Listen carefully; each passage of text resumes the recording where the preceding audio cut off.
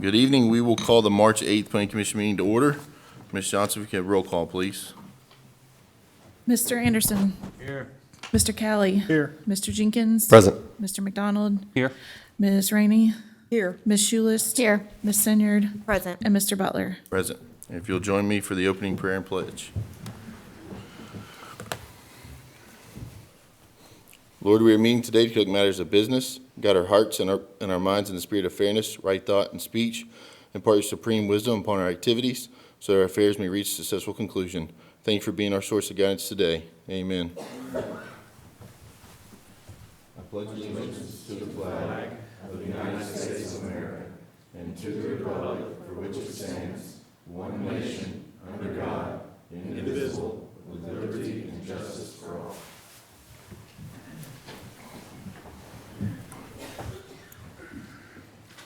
Move to approval of the agenda. Motion to approve. Second. Rainey, Schulist. Any discussion?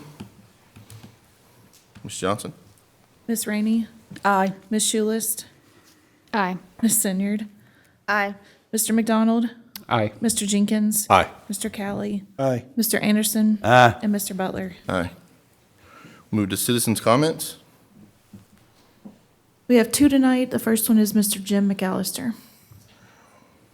Hello, Mr. Callister. Could you Hi state there. your name and address for us, please? Jim McAllister, 7162 Chessington Drive. I'm representing the concerned residents of Castleberry Farm.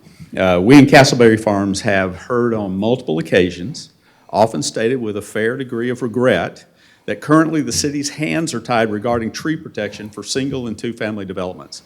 We're encouraged to hear that the Planning Department and Commission are working to address this issue. But I'm happy to say that I'm here to offer an immediate way to remedy the problem, which, though unfortunately too late for Aiden Woods of Castleberry Phase 2, from which about 26 acres, or the entire buildable footprint of that property, trees were completely removed, but is available to save the treescape on Phase 3, which has not yet been clear-cut. Allow me to quickly read you 4 short sections from the zoning and subdivision regulations.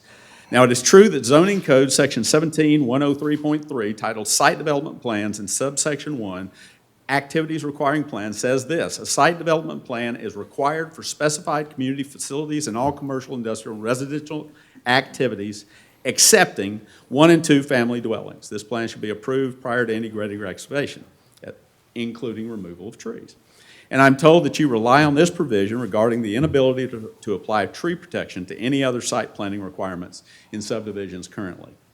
But it is also true that the Fairview subdivision regulations in section 4102.8, titled Preservation of Existing Features, states that existing features that enhance the attractiveness of the site, such as woodlands, individual trees, scenic view sheds, and vistas, and similar irreplaceable assets shall be preserved insofar as possible through harmonious design of the subdivision. So clearly, we have 2 conflicting provisions in the zoning and subdivision regulations. Is there no way for this regrettable conflict to be resolved until a zoning ordinance is fixed?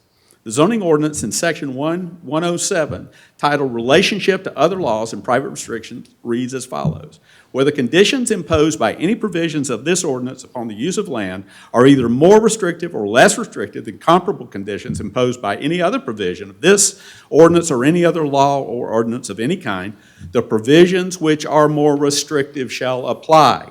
Likewise, in the subdivision regulations, section 1106.202, titled Public Provisions, it states, where any provision of these regulations imposes restrictions different from those imposed by any other ordinance, rule, regulation, or other provision of law, whichever provisions are more restrictive or impose higher standards shall control. So, which of these provisions of the different ordinances or regulations is more restrictive? That is the one that is supposed to rule. We believe that the conflict provisions already in every city ordinance and regulation clearly prohibits the removal of single-family development from tree protection codes. We believe this solves your problem regarding Aiden Woods of Castleberry, Phase 3, and ask and expect that you will apply the rule to the site preparation just beginning in that section. Thank you. Thank you, sir. We have next, Mr. Alfred Hayman. good evening, Mr. Hayman. How are you? State your name and your address, please, sir. My name is Alfred Hayman. I live at 7301 Kempton Court in Aiden Woods Phase 1 subdivision. Members of the Planning Commission, it has come to my attention that when my neighbors call the city to voice a concern or complaint about the Aiden Woods Phase 2 or 3 development, they have been told that the developer is following all regulations. That is inaccurate. I had planned to detail all of those zoning and permit regulations, but I can't detail the 13 violations that I found in 3 minutes. Because of that, I will try to limit my comments to Phase 3 of Aiden Woods. As you may be aware, A1 Home Builders started knocking down trees in Phase 3 by running a track hoe through the Aiden Branch Creek on February 4th, polluting it with mud. When confronted by a neighbor of mine, he was told that all of the trees would be cleared just like in Phase 2. My neighbor then filed a TDEC complaint, and that stopped the destruction. After the TDEC complaint, A1 was forced, per regulation, to put in orange fencing to preserve the trees closest to Aiden Branch. As it turns out, A1 did not, at that time, even have a grading permit for that work.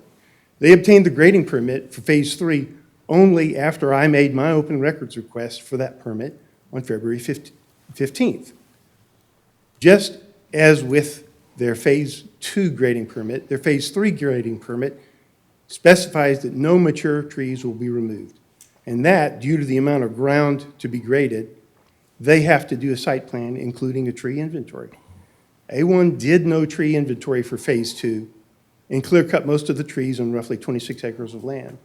They then made massive changes to the topography. A1 did at least do a tree inventory for Phase 3, but it is inaccurate and lists only 98 trees in a large forest.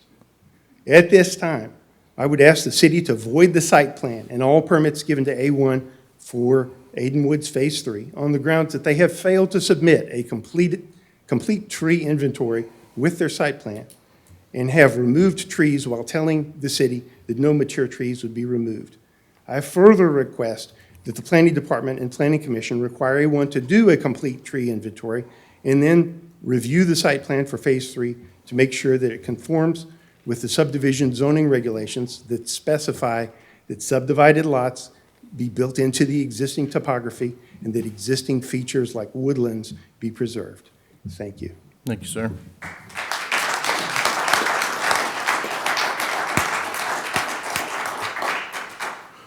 We move to the approval of the minutes from the February 8th, 2022 work session and the February 8th, 2022 regular meeting. Motion to approve. Second.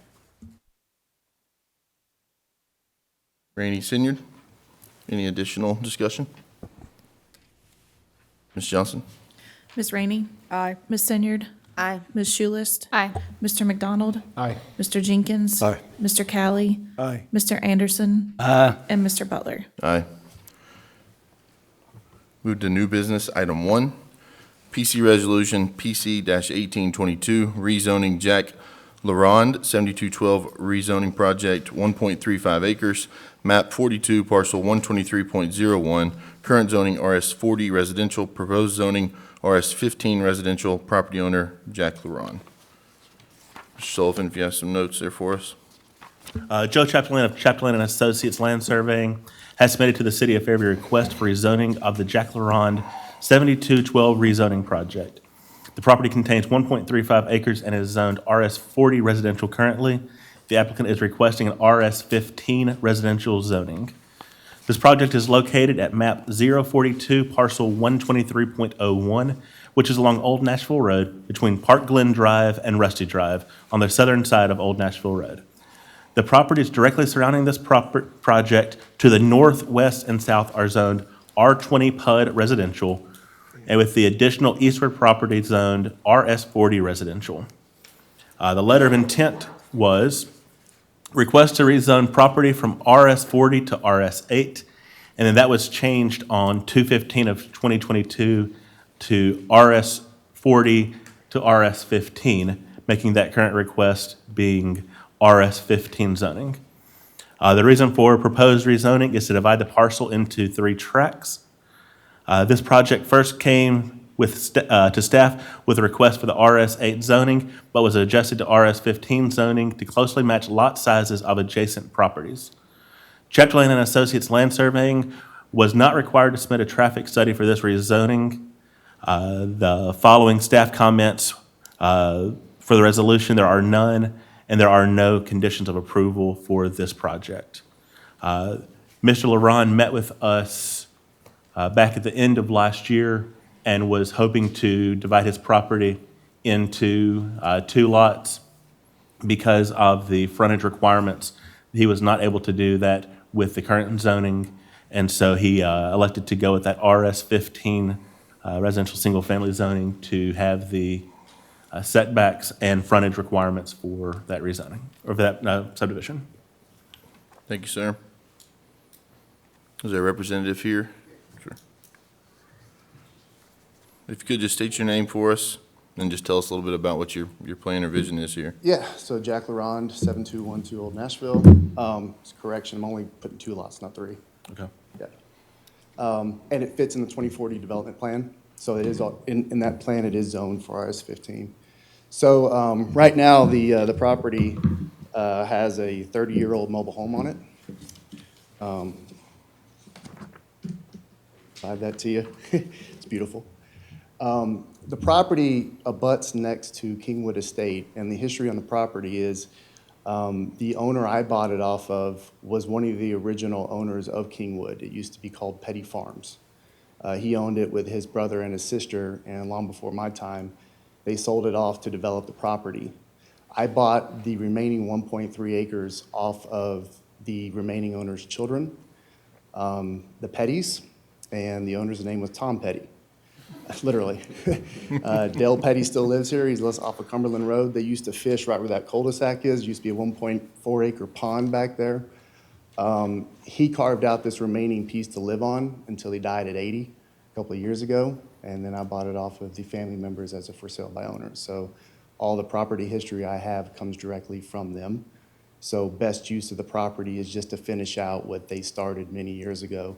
I have enough frontage road to put 2 lots with frontage on Old Nashville. Called the water department in Dixon. I can get 1 tap. There's already one there already for water and sewer. It's already got a road on one side. I don't have to clear any trees. It's got buildable site where the mobile home sits right there in the middle. But the plan is to remove the mobile home and put 1 house for myself and then have another lot to build on as well too. Thank you, sir. Any questions? I just want to verify that it is 2 lots It's and 2 not lots, 3, correct. as the paper says. Correct. Do you have the, I've got the Chapter Lane division right here, if you want to see it. But it is 2. So three. am I missing why we're R15 instead of R20? Yeah, I will, so they did submit that for a 2-lot. The plan review application mentioned 3 lots, but there is a plat that would be for 2 lots with that. That would be at staff level. The reason for RS15 rather than R20, the width of that lot at the road for R20 would not allow for 2 lots.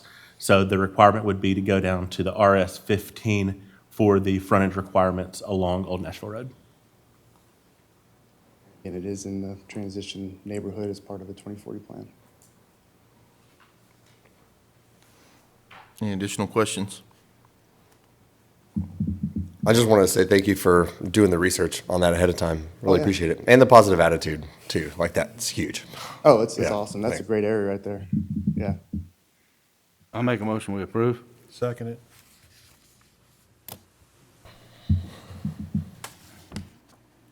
Anderson, Callie, any additional discussion? Ms. Johnson? Mr. Anderson? Aye. Mr. Kelly? Aye. Ms. Rainey? Aye. Mr. Jenkins? Aye. Mr. McDonald? Aye. Ms. Schulist? Aye. Ms. Senyard? Aye. And Mr. Butler? Aye. Thank you, sir. Thank you, guys. New business item 2, PC Resolution PC 19-22, Final Plat, Otter Creek Subdivision, Phase 2, 25 building lots on 30.59 acres, map 42, parcel PO 079.00, current zoning R20 residential, property owner Otter Creek Holdings LLC. Mr. Sullivan. There we go. PC 19-22 is the Otter Creek subdivision Phase 2 final plat. Tony Cavender of Otter Creek Holdings Company LLC has submitted to the City of Fairview a request for the final plat approval for the Otter Creek subdivision Phase 2 project. This property contains 30.59 acres and is zoned R20. This project is located map 42 and part of parcel 79, which is the new phase of the Otter Creek subdivision nearest the intersections of Old Nashville Road and Taylor Road. The letter of intent is final plat for 25 residential lots and a wastewater lot. Otter Creek subdivision is an ongoing subdivision project with 3 proposed phases. Phases 1 and 2 have been approved through the City of Fairview Planning Commission and are under construction. This would be the Phase 2 plat that would allow those lots to be sold. The following staff comments will be included with the Planning Commission Resolution PC 19-22. Show all required access and drainage easements. Show sidewalk changes within the right-of-way. Conditions of approval for the Otter Creek Phase 2 project. A performance surety shall stay in place with the City of Fairview up until a time of infrastructure acceptance. At the time of infrastructure acceptance, the applicant shall provide a maintenance surety for 1 year. Approval of the final plat shall be valid for filing for 1 year from the date of Planning Commission approval. Any modifications to the approved plat shall be submitted to the city for review and may result in Planning Commission reconsideration. That's all I have for the staff report. Thank you, sir.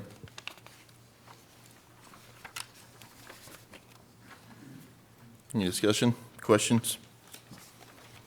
Just want to know the issues that were brought up here tonight, have they been addressed?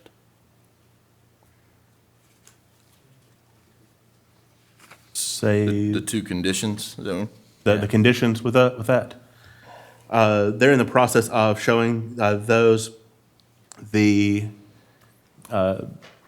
lots where the creek goes through. They've had to narrow the 5-foot grass strip there, and so where that culvert is, the sidewalks will come in, run along the side of the road, and then veer back out as quickly as they can. So just showing that change. And then the access and drainage easements, they have not been shown yet, but will be, I say that, I got it in yesterday. I have not reviewed that, but it will be reviewed to make sure all of that is taken care of before it is signed. One thing with the final plat is, once it's brought before us, city has to sign it, planning commission members have to sign it, and then as well as utility providers and so forth. So we will have a chance as staff and planning commission chair and secretary to check that before those signatures are done. You mentioned reducing the size of a culvert. Reducing the size of the sidewalk. Or not the sidewalk itself. The sidewalk is still 5 foot. Where the sidewalk goes over the culvert, right pretty much in the middle of the screen here, the slopes, they had to bring the sidewalk in closer to the pavement for that one stretch. And because of that, it wasn't shown here, and it's just showing that on the new one. Is this the same subdivision when they were building? We were getting complaints about contamination in the creek? We had gotten some complaints on this one, yes, sir. And as far as I know, we don't have anything open right now, and I don't think TDEC has anything open right now with any of those, to the best of my knowledge. Does TDEC notify you when they have a complaint or in the process? Sometimes they do, sometimes they don't. We've requested that they let us know, with it being their permit and them being the one for those notice of violations. It would be a courtesy for them to let us know, so it's not all the time, but we do request that. Okay. Do you follow up with the state or what? I mean, if we go forward, could the state have something outstanding and we or you be unaware? Possibly. I don't know. That's what I'll get with Kevin. Kevin's not here tonight, I can find out from him where we stand with any of those. Well, wouldn't we want to know that before we approve final plat? All the state TDEC stuff is online. I did check. There's no active violations on on the reports. You can kind of see a trail of what the violation was, photos were, and then they have to send a response of the remedies and the repairs with photos and things. So it sounds like between last July and now, whatever complaints were present have been resolved. That's what we were told before, yeah. Thank you. On lots 143 and 145, where that buffer comes across the front side, is there any, like, when a plot plan submitted, I guess this is a two-part question, when a plot plan submitted, it will ensure it's not inside the buffer. Is there any sizing of culverts or for like a driveway of what would be installed to ensure that that would suffice? I don't know what work will be done within that. There is proposal to use the WADC access for one or two of those lots. But they do have frontage that could be used off of the front, pending the correct permits and forth for that.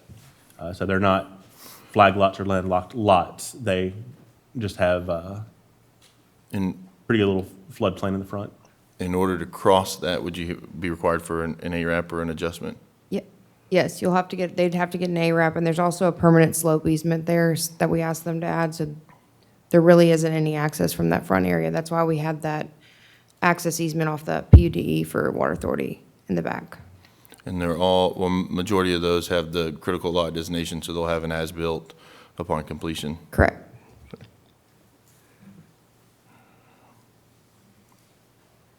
Any additional questions? I'd like to make a motion.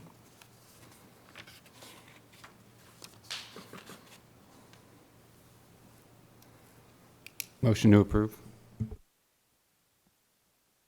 Second.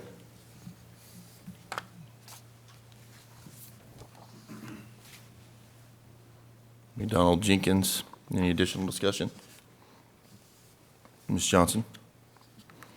Mr. McDonald? Aye. Mr. Jenkins? Aye.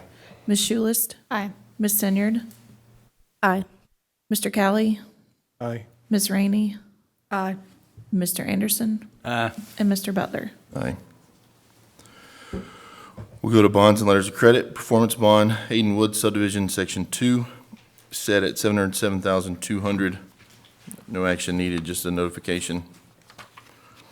That's correct. That is, they're taking their site bond right now. That is just a for their grading excavation and going to performance. So that will take care of all of the infrastructure they've put in, to going from just reclamation to performance on that. And so that will be the new amount that they will be setting that bond for. So it's a reduction, but it's an increase. Reduction from their original performance bond, but an increase from what they currently have with us, because we are taking on more with that. Good. Thank you, sir. Reports for discussion and information, city planning staff. Mr. Sullivan. Thank you all for work session before. Again, next month we will continue that. If you have any thoughts, questions, concerns, ideas between now and then, if you'll shoot those over to us email, I'll try to do some research best I can, get everything back ready for that. But if you will look around, see what you like, see what you don't like, either here or when you're out anywhere else. Get pictures, get thoughts, whatever for that. Other than that, that's all I have on planning. Thank you, sir. You guys have something down there? Sorry. You have a question? No, I just left my mic on. I'm sorry. I left her. sorry. Yeah. No city manager, city engineer. Ms. Todd, do you have anything for us tonight? I did want to mention that we do have a new stormwater email. I know that was mentioned at the BOC, but I just want to say it again. It's stormwater@fairview-tn.org. Any issues you're having, engineering staff's going to try and handle all of those as fast as we can. Thank you very much. City Attorney, Mr. Potter. Thank you, sir. Communication from the Planning Commission members. Mr. Kelly? Nothing tonight, thank you. Sir? Mr. Anderson? Nothing more. Thank you. Mayor Rainey? Nothing tonight, thank you. Ms. Senior? Nothing from me as well. Mr. McDonald? Just congratulate the high school basketball boys team again for their run this year. They unfortunately lost last night, but they had a good season, so congrats to them. Sir? Mr. Jenkins? Mr. Chairman, may I ask some questions regarding the citizens' comments tonight? Yes, sir. So with a performance bond for Aidenwood subdivision and Mr. Heyman, correct? Is that okay, Mr. Heyman's comments? What he presented to us sounded very extensively researched. Would the validity of what he had to say impact the performance bond on Aidenwoods at all tonight? Staff have any, Kevin set that bond based on the plans. I don't think there would be any concerns with what the bond was set at, any questions that were raised.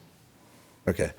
A follow-up to that would be, sometimes people will come in citizen comments and they'll say something like our home values might go down with this new development that's coming in or something. And they aren't really as well researched as what these two gentlemen have brought us tonight.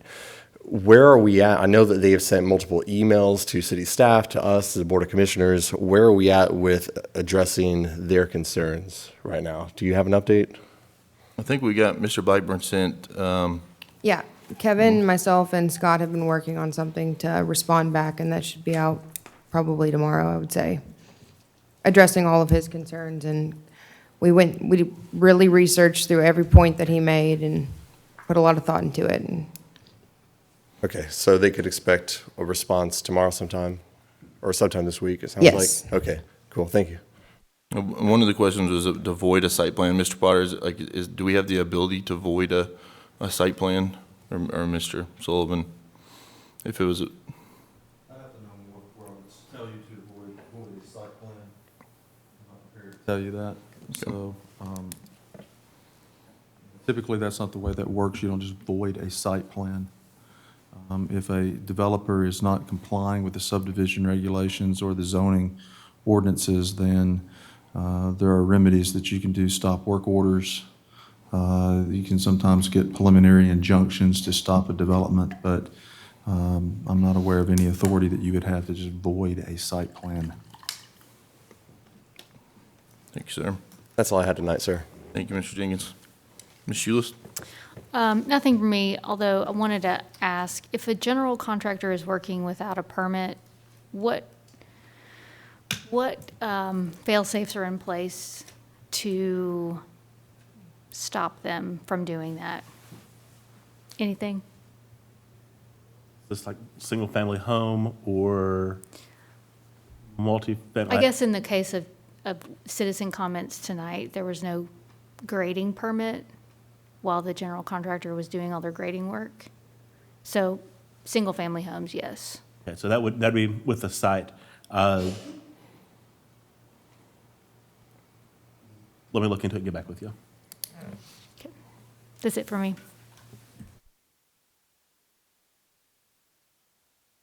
Thank you, guys. I have nothing further as well, and entertain a motion to adjourn. Motion to adjourn. So moved.